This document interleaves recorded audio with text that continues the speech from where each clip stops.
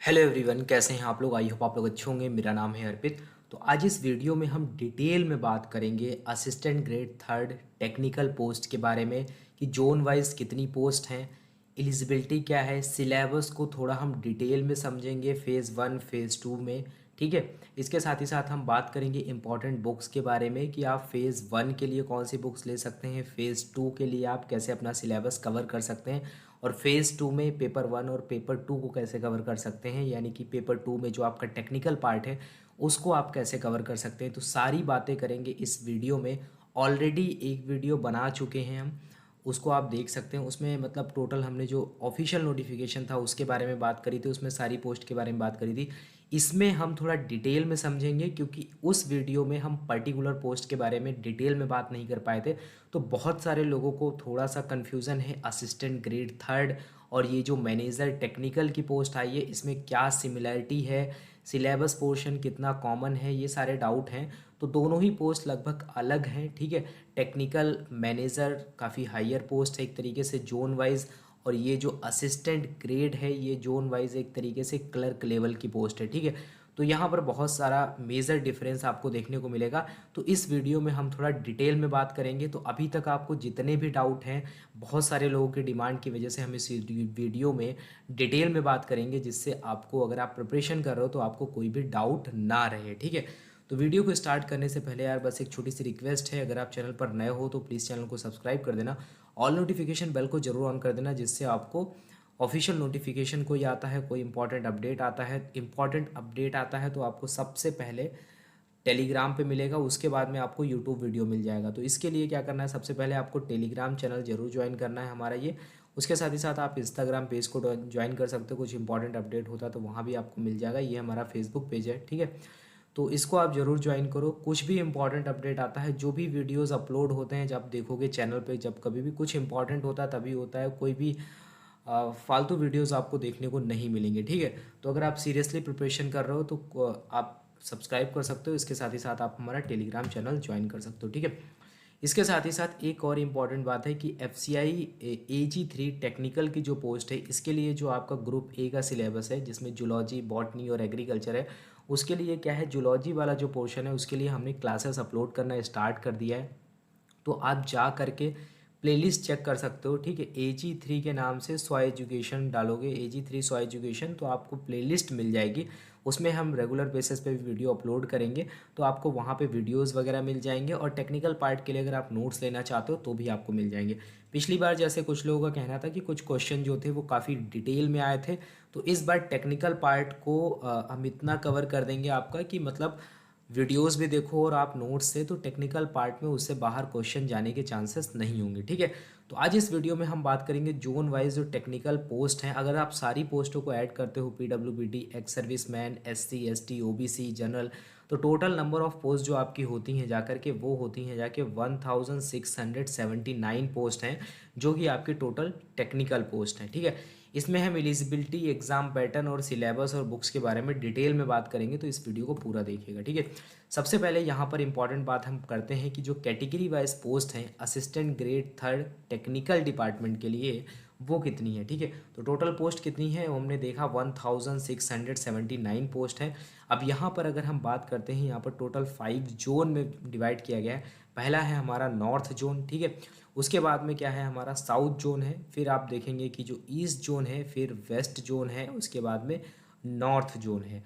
तो यहाँ पर अगर हम जोन वाइज देखें तो आप देखोगे कि यहाँ पर नॉर्थ जोन में जो SC कैटेगरी है उसके लिए 83 पोस्ट हैं, ST के लिए 9 पोस्ट हैं, और OBC के लिए आप देखेंगे 113 पोस्ट हैं, EWS के लिए 54 पोस्ट हैं, अनरिजर्व के लिए यहाँ पर आपको 352 पोस्ट देखने को मिलेंगी, और टोटल जो हो जाती है नंबर ऑफ पोस्ट वो कितनी हो जाती है, 611। उसके बाद में यहाँ पर आप देखोगे PWPD कैटेगरी में जो है वो 23 पोस्ट हैं, ESM का मतलब है यहाँ पे एक्स सर्विसमैन, टोटल 87 पोस्ट हैं। ठीक है। उसी तरीके से आप देखोगे यहाँ पर धीरे धीरे पोस्ट कम होती जाएंगी। सबसे ज़्यादा पोस्ट आपको नॉर्थ जोन में देखने को मिलती है।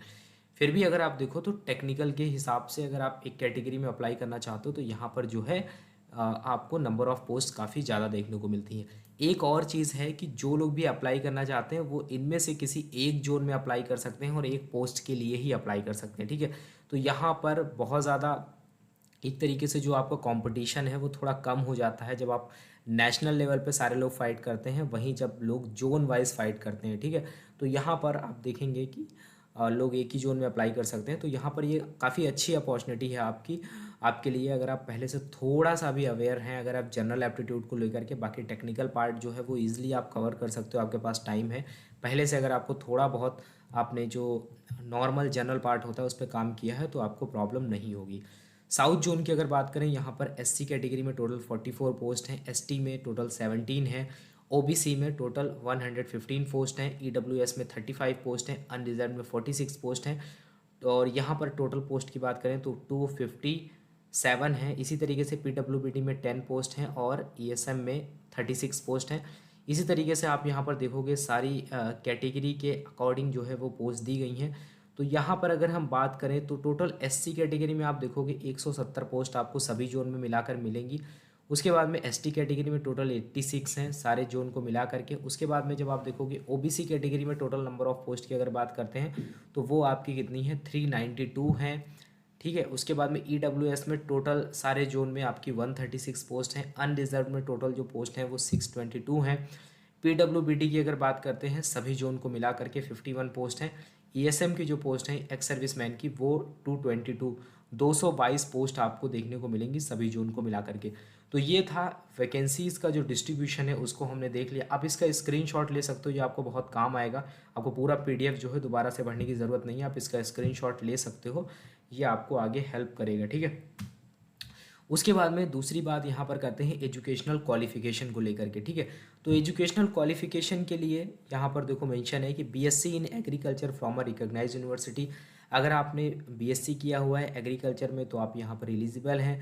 इसके साथ ही साथ अगर आपने बीएससी किया हुआ है बॉटनी में तो आप एलिजिबल हैं, जूलॉजी में तो आप एलिजिबल हैं, बायोटेक्नोलॉजी में अगर आपने किया है तो आप अप्लाई कर सकते हो, बायोकेमिस्ट्री में, माइक्रोबायोलॉजी और फूड साइंस में अगर आपने अपना बीएससी किया हुआ है तो आप यहाँ पर अप्लाई कर सकते हो, ठीक है।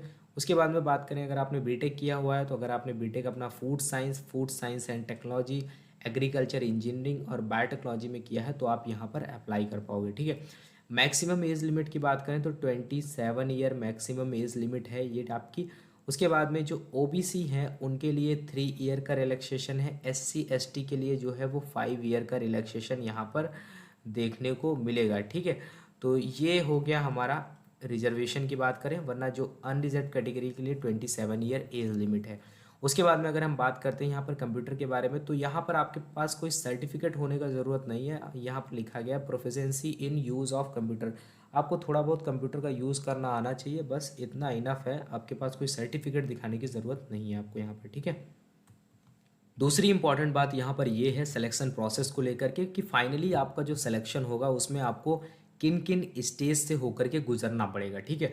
तो पहली बात तो ये यहाँ पर जो है इंटरव्यू के बारे में कुछ भी मेंशन नहीं किया गया है। यहाँ पर आपको केवल 2 ऑनलाइन टेस्ट से होकर के गुजरना है, ठीक है। तो आपको सिलेक्शन प्रोसेस जो बेसिकली बेस्ड है वो किस पर है, वो ऑनलाइन टेस्ट पर बेस्ड है। तो यानी कि आपको जो भी आपका पेपर होगा उसमें आपको अच्छा परफॉर्म करना पड़ेगा, ठीक है। यहाँ पर आपको 2 स्टेजेस से होकर के गुजरना पड़ेगा, फेज़ 1 एंड फेज़ 2। इन दोनों को जब आप पार कर लोगे अच्छे, और उसके बाद में जो आपका फाइनल जो होगा वहाँ पर आपका सिर्फ और सिर्फ डॉक्यूमेंट वेरिफिकेशन होगा, उसके बाद में आपका सिलेक्शन हो जाएगा, ठीक है।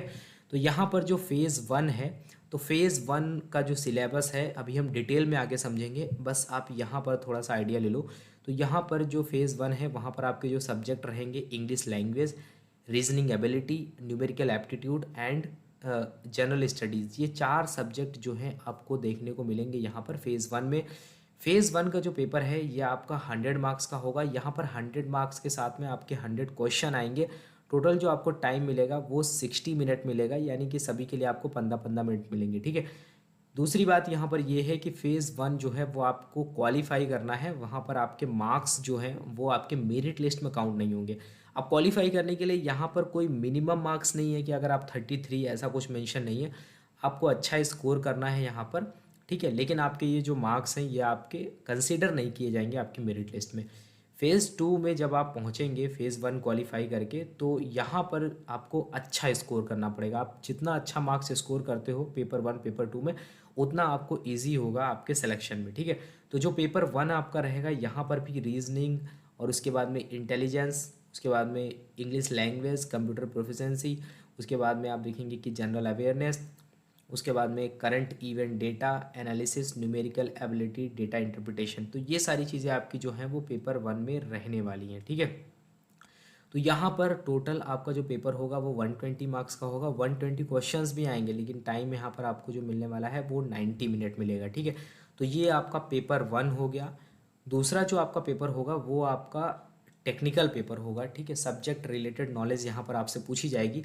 यहाँ पर जो पेपर है वो 2 ग्रुप होंगे basically, group A, group B. अगर आप ग्रुप ए को सेलेक्ट करते हो तो आपको एग्रीकल्चर, बॉटनी और जूलॉजी का पेपर देना होगा। अगर आप ग्रुप बी को सेलेक्ट करते हो तो एग्रीकल्चर, केमिस्ट्री एंड फिजिक्स का पेपर देना होगा।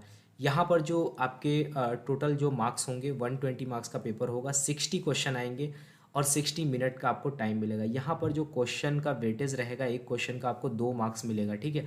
तो यहाँ पर आपको काफ़ी अच्छे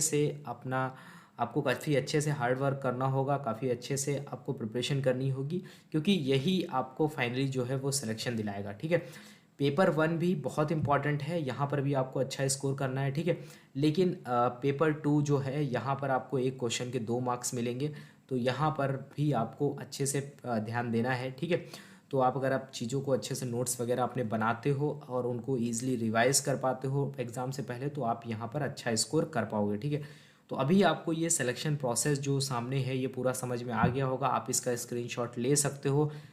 आगे हो सकता है आपको कन्फ्यूज़न हो दोबारा से, तो आप इसको देख सकते हो, इससे आपके सारे डाउट क्लियर हो जाएंगे, ठीक है। तो आप इसका स्क्रीनशॉट ले सकते हो।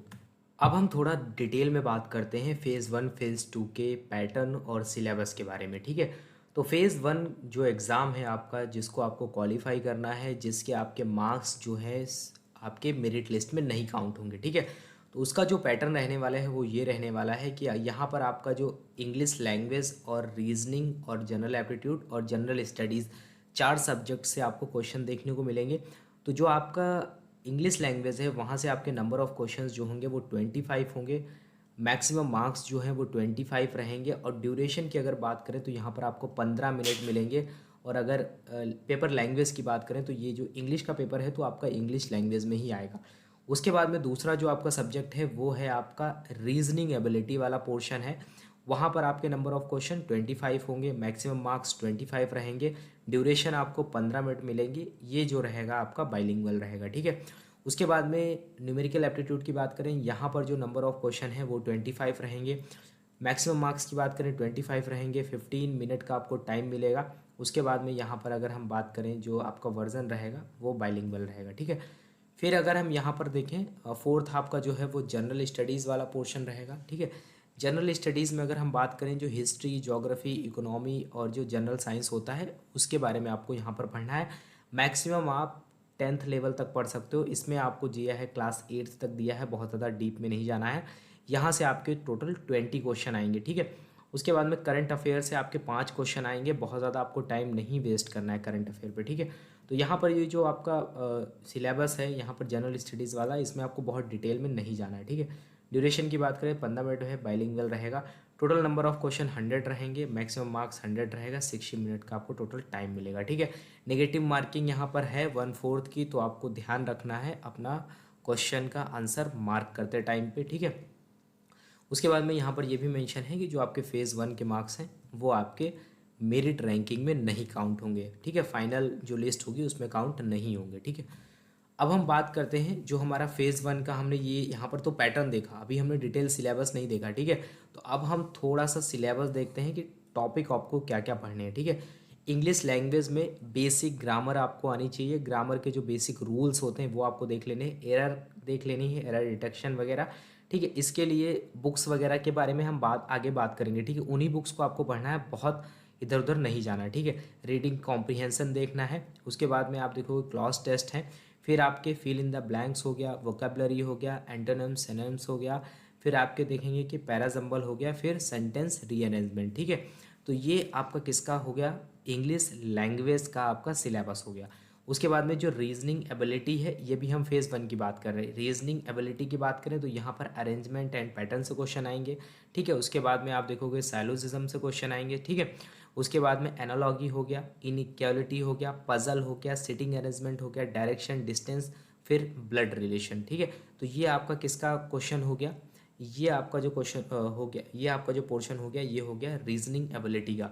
तो रीजनिंग एबिलिटी में आपके क्वेश्चंस जो हैं वो यहाँ से पूछे जाएंगे। ठीक है, उसके बाद में न्यूमेरिकल एप्टीट्यूड की अगर हम बात करें तो न्यूमेरिकल एप्टीट्यूड में देख लीजिए आप, बेसिक कैलकुलेशन आपको आनी चाहिए। उसके बाद में क्वाड्रेटिक इक्वेशन से क्वेश्चंस होंगे, टाइम एंड वर्क से क्वेश्चन होंगे, स्पीड टाइम एंड डिस्टेंस से होंगे, सिंपल इंटरेस्ट, कंपाउंड इंटरेस्ट, उसके बाद में डेटा इंटरप्रिटेशन, नंबर सीरीज और अर्थमेटिक प्रॉब्लम्स। तो ये आपका जो पोर्शन हो गया, ये हो गया आपका न्यूमेरिकल एप्टीट्यूड का। उसके बाद में जो जनरल स्टडीज़ है उसके लिए बेसिक हिस्ट्री, ज्योग्राफी, इकोनॉमी और करंट अफेयर और जनरल साइंस से आपके क्वेश्चन पूछे जाएंगे। ठीक है, यहाँ ध्यान रहे बहुत डीप में नहीं जाना है, क्योंकि यहाँ पर आपको कोई भी लिमिट नहीं है इसकी। ठीक है, तो आपको केवल क्लास 8th और 10th तक ही फॉलो करना है, इससे ऊपर आपको नहीं जाना है। ठीक है, ये हमने देख लिया। अब हम आते हैं फेज़ 2 के बारे में। ठीक है, तो पहला फेज़ 1 था जो को आपको क्वालिफाई करना है, जिसके मार्क्स जो है आपके मेरिट में नहीं जुड़ेंगे। फेज़ 2 जो है वो बहुत इंपॉर्टेंट है आपके सिलेक्शन के लिए। ठीक है, यहाँ पर आपके 2 पेपर होंगे, पेपर 1 एंड पेपर 2, दोनों ही आपके सिंगल सेटिंग पेपर होंगे। ठीक है, यहाँ पर सिंगल सेटिंग पेपर होंगे। ड्यूरेशन की अगर बात करें तो ये 90 मिनट का पेपर होगा। ठीक है, उसके बाद में अगर हम पेपर 2 की बात करें तो ये आपका 60 मिनट का पेपर होगा। ठीक है, दूसरी बात यहाँ पर ये है कि यहाँ पर भी आपको निगेटिव मार्किंग देखने को मिलेगी 1/4 मार्क्स की। ठीक है, तो आपको यहाँ पर भी बहुत ध्यान देना है।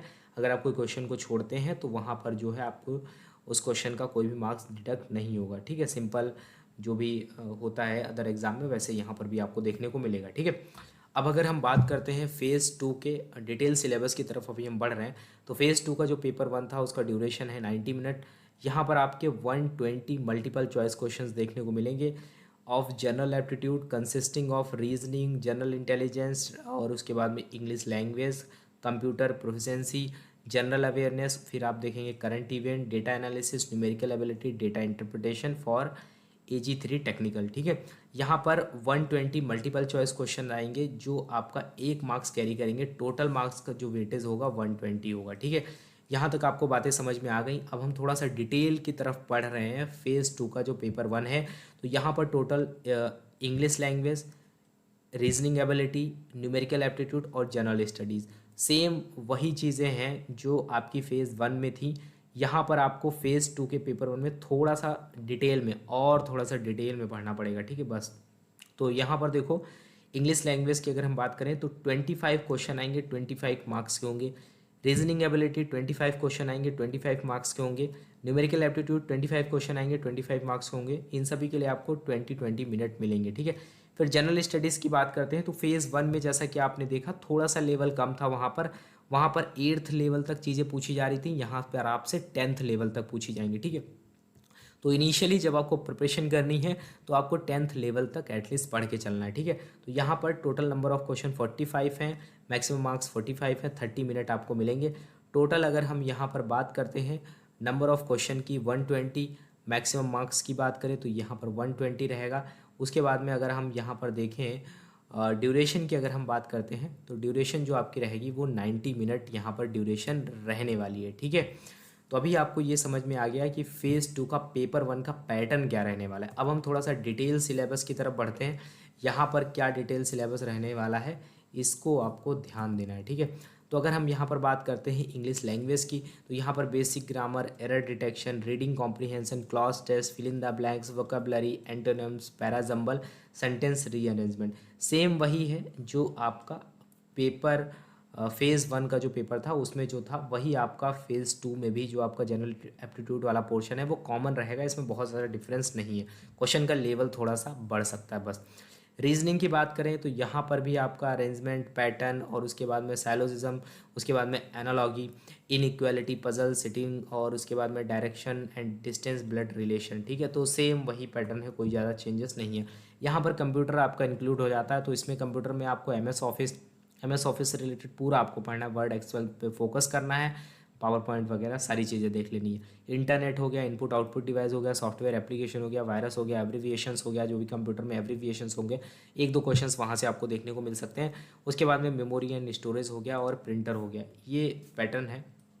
ठीक है, इसमें भी बहुत ज़्यादा डिटेल में आपको नहीं जाना है। ठीक है, जनरल अवेयरनेस की बात करते हैं। यहाँ पर नेशनल अफेयर्स हो गया, इंटरनेशनल अफेयर्स हो गया, करेंसी एंड कैपिटल हो गया, गवर्नमेंट स्कीम एंड पॉलिसीज़ हो गया। यहाँ पर छोटा सा करंट अफेयर का पार्ट है। अगर आप न्यूज़पेपर पढ़ते हो तो आपको कुछ भी फॉलो करने की ज़रूरत नहीं, सिंपली आप वो आपके लिए इनफ होगा, ठीक है। उसके बाद में गवर्नमेंट स्कीम एंड पॉलिसीज़ हो गया, स्पोर्ट्स हो गया, डिफेंस हो गया, इंपॉर्टेंट डेज एंड इवेंट्स हो गया, रिसेंट अपॉइंटमेंट्स हो गए, रेजिग्नेशन एंड, यहाँ से आपको देख लेना है, ठीक है। जो भी अपॉइंटमेंट्स वगैरह होते हैं, बेसिकली जो बड़े बड़े आपकी जो पोस्ट होती हैं, जैसे कि सीजीआई हो गया, चीफ जस्टिस ऑफ इंडिया हो गया, फिर आप देखेंगे कि बहुत सारे जो चीफ सेक्रेटरी वगैरह होते हैं, तो इनके लिए बहुत इंपॉर्टेंट होता है। चेयरमैन वगैरह हो गए, चेयरपर्सन हो गए, ठीक है।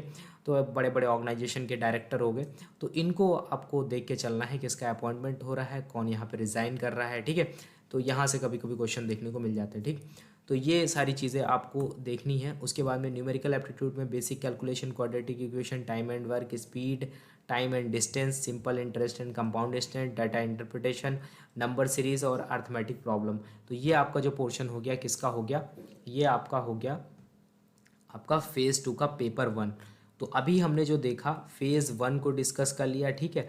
उसके बाद में फेज़ 1 का पेपर 1, फेज़ 2 का पेपर 1 अभी डिस्कस कर लिया, दोनों का सिलेबस हमने बात कर ली। अब हम मेन बात करते हैं अपने पेपर 2 के बारे में, जो कि फ़ेज़ 2 का है। तो फ़ेज़ 2 का जो पेपर 2 है उसका ड्यूरेशन है 60 मिनट। इसमें यहाँ पर आपको मल्टीपल चॉइस क्वेश्चन की बात करें 60 मिलेंगे, लेकिन उसका मार्क्स जो है एक क्वेश्चन का 2 रहेगा, ठीक है। एग्रीकल्चर, बॉटनी एंड जूलॉजी, अगर आप ग्रुप ए सेलेक्ट करते हो तो आपको एग्रीकल्चर, जूलॉजी और बॉटनी से क्वेश्चंस देखने को मिलेंगे। अगर आप ग्रुप बी सेलेक्ट करते हो तो आपको एग्रीकल्चर, केमिस्ट्री एंड फिजिक्स से क्वेश्चन देखने को मिलेंगे, अगर आप टेक्निकल पोस्ट के लिए अप्लाई कर रहे हो, ठीक है। 60 मल्टीपल चॉइस क्वेश्चन होंगे यहाँ पर, हर क्वेश्चन का 2 मार्क्स होगा। टोटल वेटेज अगर बात करें मैक्सिमम मार्क्स, तो 120 मार्क्स यहाँ पर आपको देखने को मिलेंगे, ठीक है। अब थोड़ा सा डिटेल में बात करते हैं सिलेबस के टेक्निकल पोर्शन की। तो यहाँ पर पोस्ट कोड एच है। एग्रीकल्चर में आपका स्टैटिक ऑफ इंडियन एग्रीकल्चर, ठीक है। उसके बाद में आप देखेंगे कि यहाँ पर एलिमेंट्री एंटोमोलॉजी हो गया, उसके बाद में प्लांट प्रोटेक्शन हो गया और एग्रीकल्चर इकोनॉमिक्स हो गया। उसके बाद में बॉटनी की अगर बात करें तो यहाँ बॉटनी में cell biology, tissue, organ system, genetic, plant classification, diversity and ecology, life process में photosynthesis, respiration, circulation, movement etcetera and basic of biochemistry, ठीक है। उसके बाद में जूलॉजी की बात करें तो जूलॉजी हमने अपने चैनल पे स्टार्ट कर दिया है, धीरे धीरे आपको जूलॉजी, बॉटनी, एग्रीकल्चर सभी वीडियोस मिल जाएंगे। इसके साथ ही साथ जो हमारी ई बुक है उसमें ऑलरेडी सारी चीज़ें कवर हैं, ठीक है। अगर आप उसको लेना चाहते हो तो आप ले सकते हो। उसमें एनिमल सेल, टिश्यू हो गया, ऑर्गन सिस्टम हो गया, हेरिडिटी हो गया, variation, animal classification, micro organism, insect and rodent, ठीक है। फिर अगर आप ग्रुप बी को सिलेक्ट करते हो तो केमिस्ट्री में आप chemical bonding, organic chemistry, basics of alkanes, alkene, alkynes, उसके बाद में alcohol, aldehydes and acids, inorganic chemistry, chemistry in daily life, ठीक है। फिर अगर आप फिजिक्स लेते हो तो उसमें मेजरमेंट हो गया, ठीक है, बेसिक फिजिक्स हो गया, लाइट और इलेक्ट्रिसिटी। तो यहाँ से आपको चीज़ें देखने को मिलेंगी, ठीक है। ध्यान रहे आपको ग्रुप ए या फिर ग्रुप बी में से दोनों में से एक सब्जेक्ट को सिलेक्ट करना है, एक ग्रुप को सिलेक्ट करना है, तो उसी के अकॉर्डिंग जो है आपका वो टेक्निकल पेपर होगा, ठीक है। तो आई होप अभी आपको सिलेबस को लेकर के कोई डाउट नहीं होगा। हमने पैटर्न भी डिस्कस कर लिया, पैटर्न के साथ साथ में हमने क्या डिस्कस कर लिया, पैटर्न के साथ साथ हमने ये भी देख लिया कि डिटेल सिलेबस जो है वो क्या रहने वाला है, ठीक है। तो अब हम आगे बढ़ते हैं। यहाँ पर कुछ इम्पॉर्टेंट बुक्स हैं जो आपको फ़ेज़ 1 फ़ेज़ 2 में बहुत ज़्यादा काम आएंगे, ठीक है। तो रही बात इंग्लिश की, फ़ेज़ 1 का जो पेपर था, फ़ेज़ 2 का पेपर 1 था, उसमें आप इस बुक को ले सकते हो। एसपी बख्शी की ये बुक है। आपको कुछ भी पढ़ने की ज़रूरत नहीं है अगर आपने इस बुक से पढ़ा है, ठीक है। पूरी बुक भी नहीं पढ़ी है, अगर आपने इंपॉर्टेंट जो भी आपके सिलेबस में है उसके अकॉर्डिंग अगर आपने चीज़ें पढ़ी हैं तो आप यहाँ से सारे क्वेश्चन ईजिली कर पाओगे। उसके बाद में जो आपका क्वांटिटेटिव एप्टीट्यूड वाला पोर्शन है उसके लिए आप ये आर.एस. अग्रवाल की बुक है, एस चांद पब्लिकेशन की, बहुत फेमस बुक है, इसको आप ले सकते हो। ये सब ऑनलाइन अवेलेबल हैं, लिंक आपको डिस्क्रिप्शन में मिल जाएगा। अगर आपको प्रॉब्लम होती है वहाँ पर फाइंड करने में तो आप उस पर क्लिक करके जा सकते हो, ठीक है। उसके बाद में एक बुक और ये आती है ऑब्जेक्टिव अर्थमेटिक की, ठीक है, ये राजेश वर्मा की है। ये बुक भी अच्छी है, इसको भी आप ले सकते हो। इन दोनों में से आपको एक बुक लेनी है, दोनों नहीं लेनी है, इन दोनों में से आपको एक बुक लेनी है, कोई भी आप ले सकते हो। रीजनिंग के लिए ये अरिहंत की बुक आती है, ठीक है, इसको आप ले सकते हो। Verbal and non verbal reasoning है, इसको आप ले सकते हो, ठीक है। और उसके बाद में जो जीके वाला पोर्शन है उसके लिए बहुत ज़्यादा परेशान होने की ज़रूरत नहीं है आपको। आप लूसेंट की ये जीके फॉलो करो, इससे ज़्यादा बाहर आपको चीज़ें नहीं देखने को मिलेंगी, ठीक है। उसके बाद में थोड़ा बहुत आप करंट अफेयर जाने से पहले देख लेना, कोई भी वीडियोज़ वगैरह पड़े रहते हैं मंथली या फिर ईयरली करंट अफेयर यूट्यूब पे, तो आपको मिल जाएंगे, या फिर हम ही कोशिश करेंगे आपको एग्ज़ाम से पहले प्रोवाइड कर दें, ठीक है। ये जो बुक्स हैं ये आपका फ़ेज़ 1 के लिए, और आपका जो फ़ेज़ 2 का अगर आप बात करते हो, फ़ेज़ 2 का पेपर 1 है उसके लिए यहाँ पर ये बुक्स आपको काम आएंगी, ठीक है। ये फ़ेज़ 1 का पेपर के लिए और फ़ेज़ 2 के पेपर 1 के लिए आपको बुक्स काम आएंगी। उसके बाद में अगर हम बात करते हैं टेक्निकल पेपर की, ठीक है। अब टेक्निकल जो सिलेबस है वो थोड़ा सा अलग है, तो यहाँ पर अगर आप ग्रुप ए को सेलेक्ट कर रहे हो, ठीक है, अगर आप यहाँ पर ग्रुप ए को सेलेक्ट कर रहे हो जिसमें आपका एग्रीकल्चर, जूलॉजी और बॉटनी है, उसके लिए आप इस ई बुक को ले सकते हो। टोटल 700 पेजेस हैं, बहुत डिटेल में इसमें कवर किया गया है, ठीक है। इसको आप पढ़ो, इसके साथ ही साथ जो हम यूट्यूब वीडियोज़ अपलोड करेंगे उसको आप पढ़ो, इसके अलावा आपको कहीं जाने की ज़रूरत नहीं है, ठीक है। इतना आप पढ़ लोगे तो इससे बाहर से क्वेश्चंस नहीं आ सकते, क्योंकि इतना डीप में अगर आप स्टडी कर लेते हो, और जो आप वीडियोस देखोगे, जो वीडियोस हम अपलोड कर रहे हैं उनको आप देखोगे कि जैसे सेल बायोलॉजी अभी स्टार्ट किया है तो उसमें एनिमल सेल और टिश्यूज़ वगैरह के लेक्चर अपलोड हुए हैं, उनको आप देखो तो वहाँ पर काफ़ी डिटेल में आपको चीज़ें देखने को मिलेंगी, तो उससे बाहर से क्वेश्चंस आपको देखने को नहीं मिलेंगे अगर आपने अच्छे से चीज़ों को, वीडियोज़ को फॉलो किया है, इसके साथ ही साथ अगर आपने इस ई बुक को पढ़ा है, ठीक है। ये कंप्यूटर की ई बुक है, जो कंप्यूटर में आपका जो भी सिलेबस था वो सारा इसमें कवर है। इस ई बुक के लिए आप इस व्हाट्सएप नंबर पे हमें व्हाट्सएप कर सकते हो, इससे रिलेटेड सारी इन्फॉर्मेशन जो है आपको व्हाट्सएप पे मिल जाएगी, और इस ई बुक को आप ले सकते हो, ठीक है। बहुत ज़्यादा नॉमिनल कॉस्ट है, आप रीज़नेबल प्राइस है, आप इसको ले सकते हो, कोई प्रॉब्लम नहीं है। और आप वीडियोस को ज़रूर फॉलो करो, अगर आप बुक नहीं ले पा रहे हो, अगर आप नहीं ले सकते हो, ठीक है, फाइनेंशियल इश्यूज़ हैं, तो आप वीडियोस हमारे देखो, वहाँ से आप नोट्स बना सकते हो, जो हैंड नोट्स होंगे आपके वो और ज़्यादा आपको हेल्प करेंगे, ठीक है। तो ये हमने जो अभी बात करी आज, इंपॉर्टेंट बुक्स के बारे में बात करी, ये जो बुक्स हमने बताई हैं इनको आप परचेज़ कर सकते हो मार्केट से, बहुत इंपॉर्टेंट बुक्स हैं, हर एग्ज़ाम में आपको काम आएंगी, चाहे एफसीआई का कोई भी एग्ज़ाम हो। इसके साथ ही साथ अगर आप एफएसएसएआई का कोई एग्ज़ाम दे रहे हो, फूड सेफ्टी ऑफिसर का कोई एग्ज़ाम दे रहे हो, तो ये आपको डेफिनेटली आगे भी हेल्प करेंगी, ठीक है। उसके बाद में यहाँ पर टेक्निकल बुक्स के लिए हमने बात कर ली, ये बुक आप ले सकते हो, हमें व्हाट्सअप कर सकते हो, यहाँ से ले सकते हो, ठीक है। तो ये था एक डिटेल्ड वीडियो था, वीडियो थोड़ा सा बड़ा था, लेकिन अभी हो सकता है कि आपके सारे, आई होप आपके सारे जो डाउट थे वो सारे क्लियर हो गए होंगे। बहुत सारे लोगों को बहुत सारा कन्फ्यूज़न था एग्ज़ाम पैटर्न और सिलेबस को लेकर के, ठीक है। तो तब तक के लिए thank you, have a nice day, मिलते हैं नेक्स्ट वीडियो में।